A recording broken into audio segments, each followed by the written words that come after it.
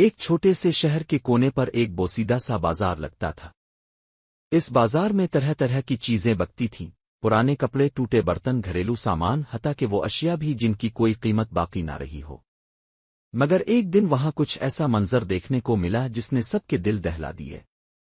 بازار کے بیچوں بیچ ایک آدمی اونچی آواز میں پکار رہا تھا، آؤ آؤ، ایک عورت برائے فروخت۔ لوگ پہلے ہنسے، کچھ نے اسے تماشا سمجھا، مگر پھر حیرانی میں آگے بڑھے۔ وہاں ایک کمزور سی عورت کھڑی تھی، چہرے پر نقاب، جسم کانپ رہا تھا۔ عورت کی آنکھوں سے آنسو بہہ رہے تھے اور وہ مسلسل نیچے زمین کو دیکھ رہی تھی۔ کوئی پوچھتا، یہ کیوں بیچی جا رہی ہے؟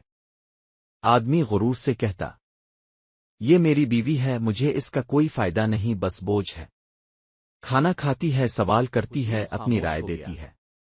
کچھ نے کہا لگایا، کچھ نے افسوس کیا، مگر ایک بزرگ آگے بڑھے، ان کی داڑھی سفید تھی اور آنکھوں میں روشنی۔ انہوں نے بلند آواز میں کہا، نہیں، عورت کوئی سامان نہیں جو بازار میں بکے۔